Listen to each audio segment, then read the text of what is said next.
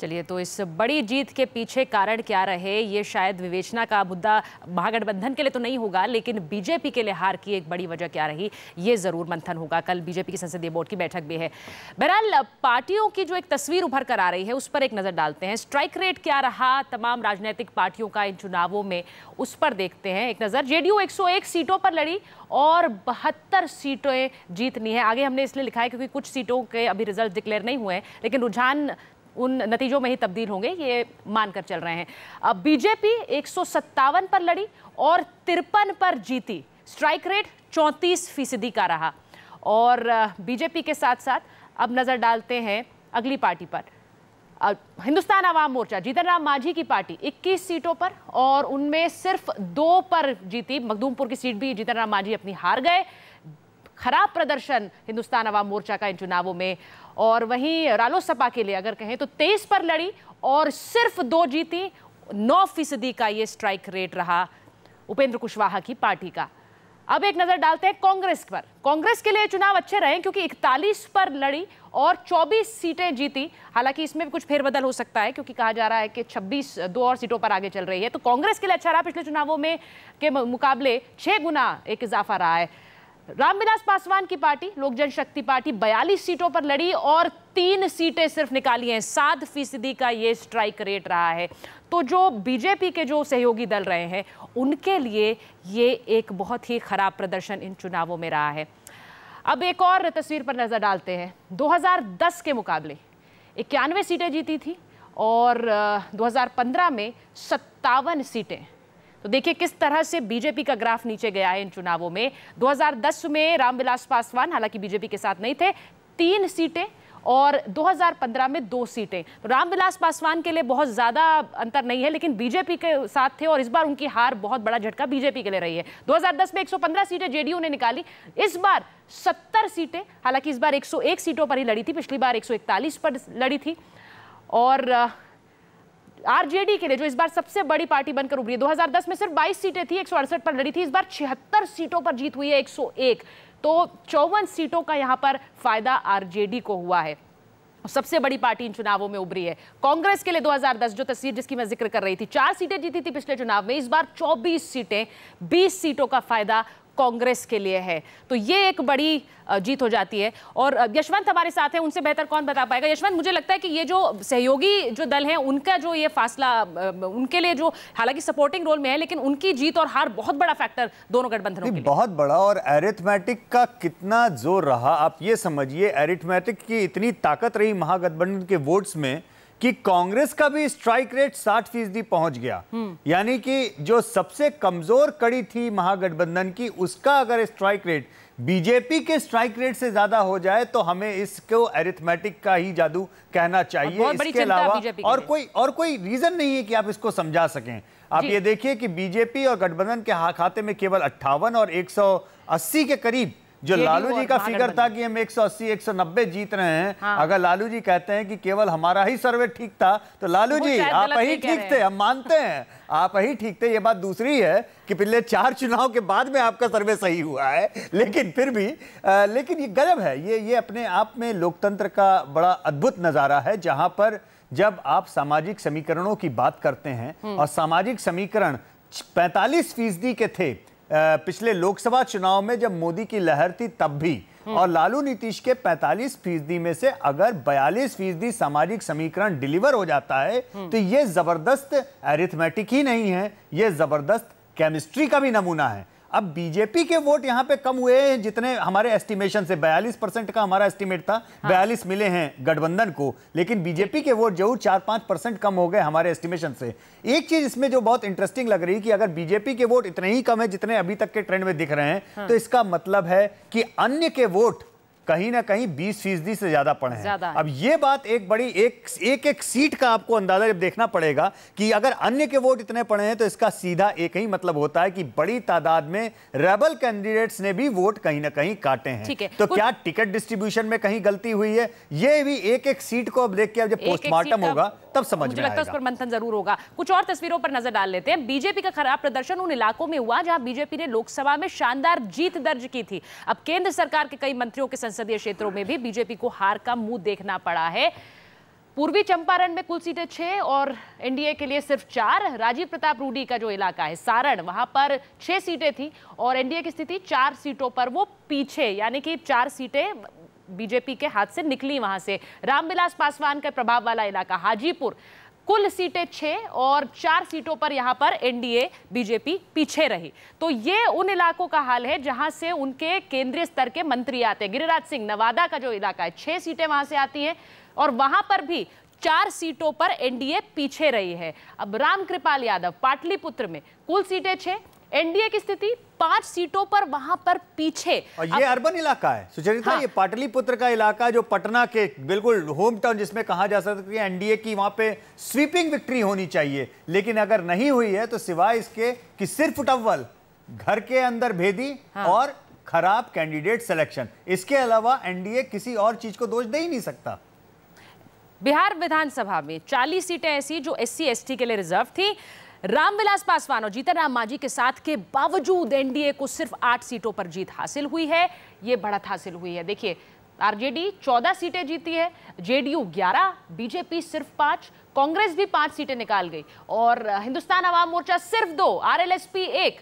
तो ये जो एससी एसटी रिजर्व सीटें हैं, इन पर भी बड़ा झटका बीजेपी को और एनडीए को लगा है। हमारे साथ बीजेपी नेता शाहनवाज हुसैन है। शाहनवाज हुसैन जी, जो तस्वीर कल तक जिसके आप दावे कर रहे थे, वो तस्वीर तो बिल्कुल बदल गई है और अब शायद बात ये हो रही है कि एक तरह से बीजेपी के खिलाफ एक मोर्चे की शुरुआत बिहार से हो रही है, जो एक विकल्प होगा बीजेपी के लिए राष्ट्रीय स्तर पर।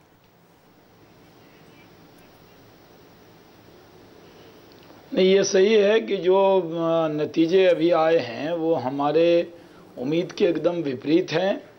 और एक बात कही जाती थी, जो इंडिया टीवी के एग्जिट पोल के डिबेट में भी मैं था, जब बात कही गई थी कि लालू जी और नीतीश जी का जो लोकसभा का वोट है उसको अगर जोड़ देते हैं तो उसके बाद वो अर्थमेटिक बीजेपी के खिलाफ चला जाता है।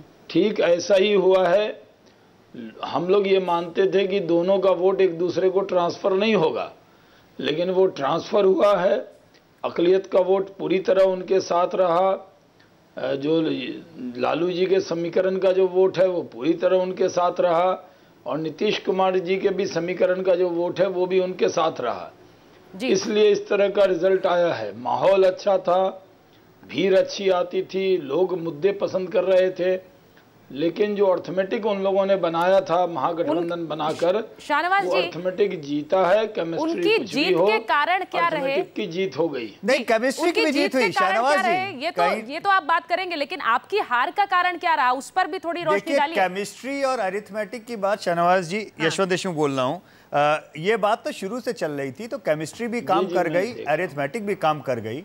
क्या आपको लगता है कि जिस तरीके से आपने अपने खुद के 8 साल के सुशासन को नकारा और एक तरह से उसको 25 साल के जंगल राज के साथ में क्लब करके अपने को ही क्रेडिट देने से इनकार कर दिया, अपने ही मंत्रियों को क्रेडिट देने से इनकार कर दिया, तो ये क्या ये गलती नहीं हुई? क्योंकि आपने जो अच्छा काम 8 साल में किया, आपने तो थाली में परोस के नीतीश कुमार के हवाले कर दिया कि ये सत्ता तुम्हारी थी, ये 8 साल मिला के 25 साल भी तुम्हारे थे, बताओ तुमने क्या किया। नीतीश कुमार ने बता दिया, देखो हमने ये किया, आपने जो काम किया उसको भी वही भुना ले गए, बेच ले गए। तो आपको हासिल क्या हुआ उससे?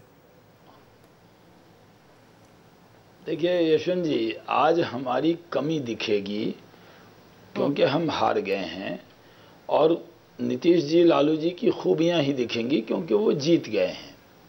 बात सही है, जब एक बार आप चुनाव हार जाते हैं सारी कमियां परत से ऊपर आ जाती है।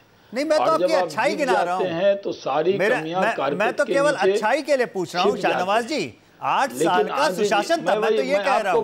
मैं आपको क्रिटिसाइज नहीं कर रहा हूं, मैं एक पक्ष रख रहा हूं। जी जी, हमारा प्रचार अभियान अच्छा, हमारी नीति अच्छी, हमारा नेता अच्छा, हमने पूरी ताकत से चुनाव लड़ा। लेकिन मैंने आपसे कहा ना कि जो वोट था लालू जी नीतीश जी का, अगर लोकसभा के 2 रिजल्ट थे कि नहीं यशवंत जी, नहीं तो बिहार के अंदर वो तो अलग अलग लड़े, 32 में 31 जीते थे और 8 में एक लाइन में पूरा कर लो। एक line please please please please हमारी पक्ष सुन ले। हम चुनाव हार गए हैं तो हमारा पक्ष भी तो सुनिएगा। तो हम 8 क्षेत्र जो था कोसी सीमांचल का, वहाँ हम लाखों वोट से हारे थे पिछले लोकसभा में भी। तो वहाँ पर क्योंकि लालू जी और नीतीश जी का वोट बैंक एक तरफ चला गया था, टैक्टिकल पोल हो गया था, ठीक उसी तरह के नतीजे ये हैं।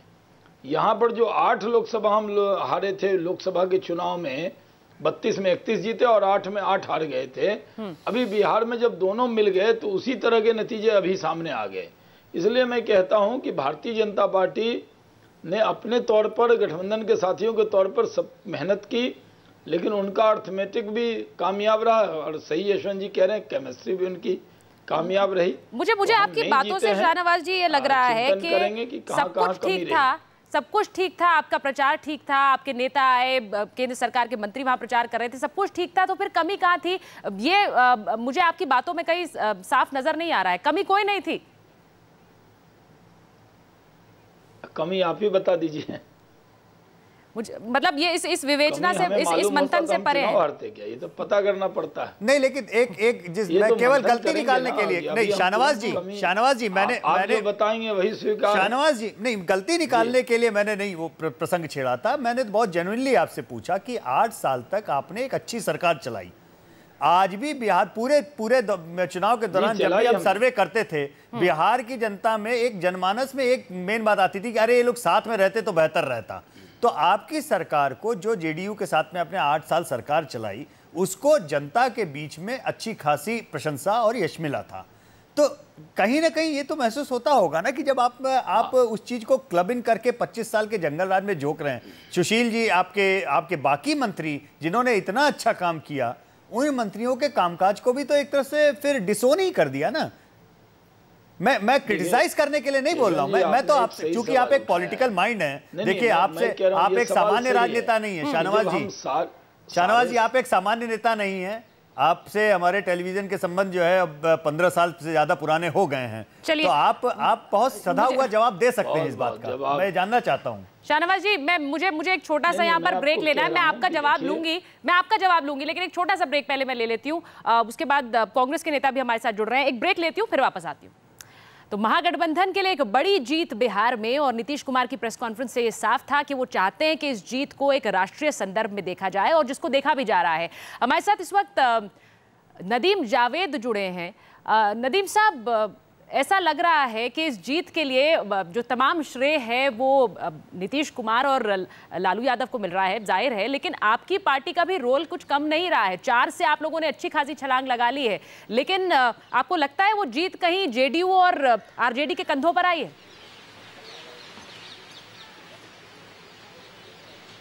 बात केवल 4 से 25 की या 26 की नहीं है। बात इस बात की है कि 2014 के लोकसभा चुनाव के बाद जिस प्रकार का वातावरण इस देश में बना, और खासतौर से नरेंद्र मोदी जी के नेतृत्व की सरकार, उनके लोगों ने जिस प्रकार से देश में संदेश देने का काम किया, एक चुनौती के रूप में कांग्रेस ने इसको स्वीकार किया। और मुझे 2004 का लोकसभा का चुनाव का स्मरण आ रहा है कि 2004 के लोकसभा चुनाव के पहले कांग्रेस अध्यक्ष श्रीमती सोनिया गांधी जी ने जो सेकुलर डेमोक्रेटिक प्रगतिशील लोग थे सबको इकट्ठा किया था और 2004 के लोकसभा के चुनाव में गई थी। 2002 के दंगों के बाद, और जब लगता था कि शाइनिंग इंडिया है और कांग्रेस जीत ही नहीं सकती, उस समय कांग्रेस 2004 का लोकसभा का चुनाव जीती थी। राहुल जी ने इनिशिएटिव लिया और ये कहा कि इस तरह का एक मोर्चा बनना चाहिए। लालू जी ने और नीतीश जी ने उसको स्वीकार किया। एक प्रगतिशील संगठन बना, एक प्रगतिशील फ्रंट बना, और नीतीश कुमार जी के नेतृत्व में चुनाव हम लोग लड़े। और इस तरह के नतीजे आए जिसकी कल्पना शायद किसी राजनीतिक पंडित ने नहीं की थी, किसी राजनीतिक कार्यकर्ता ने नहीं की थी, किसी बड़े राजनीतिक नेता ने नहीं की थी। तमाम एग्जिट पोल फेल हो गए। तो मैं समझता हूं लोकतंत्र की एक खासियत और खुसूसियत है, और यही संदेश देने का काम बिहार के लोगों ने किया है। नदीम जी, एक गठबंधन बनाने की कोशिश आपने की, ताकत है जी। आप कह रहे हैं कि आपकी पार्टी ने, आपके नेताओं ने एक गठबंधन बनाने की कोशिश की, पहले भी की, आज भी की, लेकिन फर्क अब थोड़ा सा ये है कि अब कांग्रेस एक सेकेंडरी रोल में, एक सपोर्टिंग रोल में आने के लिए भी राजी दिख रही है, जो पहले नहीं दिखती थी। क्या मैं ये कहूं कि आने वाले और विधानसभा चुनावों में भी कांग्रेस एक सेकेंडरी रोल में दिखने के लिए राजी होगी, जैसा कि बिहार में है? देखिए, बिहार में कांग्रेस पार्टी तीसरे और चौथे नंबर की पार्टी थी, इसलिए निश्चित रूप से जिनके पास विधायक ज्यादा थे, जिनके पास मत ज्यादा थे, लोगों का जिनको समर्थन प्राप्त था, जाहिर है कि उन्होंने लीड किया। लेकिन जहां तक सैक्रिफाइस करने की बात है, चाहे नीतीश कुमार जी हो, चाहे लालू जी हो, चाहे कांग्रेस पार्टी हो, सबने इस मोर्चे को बनाने के लिए सैक्रिफाइस किया। फ्रंट खड़ा करने के लिए नीतीश कुमार जी ने अपने सिटिंग एमएलए की टिकट को काटने का काम किया। हाँ, बिहार में चूंकि हम इस बात को स्वीकार करते हैं, तीसरे नंबर की या चौथे नंबर की अगर पार्टी है तो हमारी सीटें कम होगी, लेकिन आप देश की राजनीति को देखेंगे तो आज भी बहुत सारे राज्यों में कांग्रेस के नेतृत्व की सरकार चल रही है। और हम ये अपेक्षा और उम्मीद करते हैं कि राष्ट्रीय स्तर पर नरेंद्र मोदी के खिलाफ, अमित शाह के खिलाफ और भारतीय जनता पार्टी के खिलाफ जो मोर्चा बनेगा उसको निश्चित रूप से कांग्रेस लीड करेगी। शाहनवाज जी, ये सवाल मेरा आपसे भी है, क्या राज्यों में जो क्षेत्रीय दल हैं वो अहम भूमिका में होंगे और जो राष्ट्रीय पार्टियां हैं, चाहे वो बीजेपी हो या कांग्रेस हो, वो एक सेकेंडरी रोल में आती हुई दिख रही है? क्या बिहार इसकी एक तरह की शुरुआत है? भारतीय जनता पार्टी तो कई राज्यों में भी आपको मालूम है कि बहुत मजबूत स्थिति में है, कई जगह हमारी सरकारें हैं। लेकिन कांग्रेस पार्टी, ये सही है कि पहले कांग्रेस पार्टी, आपका सवाल वाजिब था कि कांग्रेस पार्टी पहले किसी गठबंधन में शामिल नहीं होती थी और इस बार वो गठबंधन में शामिल हुई और उसको फायदा भी हुआ है। तो कांग्रेस पार्टी आगे कहाँ कहाँ गठबंधन करती है या हमें रोकने के लिए कहाँ करती है, वो उस पर डिपेंड है। लेकिन बिहार के अंदर ये सही है कि लालू जी, नीतीश जी का जो अर्थमेटिक था उसमें कांग्रेस भी जुड़ी तो वो कामयाब हुई है और इस कामयाबी के बाद उनके हौसले बढ़ेंगे, ये भी सही है। लेकिन हम लोग इस पर ज़रूर चिंतन करेंगे कि ऐसे हमें मालूम था शुरू में कि ये अर्थमेटिक, हमें लगता नहीं था कि ये एक हों, ये वोटर भी एक दूसरे को ट्रांसफ़र होगा, लेकिन उनका गठबंधन वोटर भी एक दूसरे को ट्रांसफ़र हुआ और उन्होंने नीचे स्तर पर भी बहुत ईमानदारी से वोटर को एक दूसरे को ट्रांसफ़र कराया, इसलिए उनके नतीजे इतने अच्छे आए। बिल्कुल, अब ये आपने बड़ी बात कही कि वोट ट्रांसफर होगा दोनों पार्टियों का एक दूसरे को, ये इसको लेकर सवाल उठ रहे थे, लेकिन शायद इन चुनावों ने ये भी बता दिया है कि जनता की नब्ज किस तरह से पकड़ी जाती है। एक छोटा सा ब्रेक मुझे यहाँ पर लेना होगा, वापस आते हैं।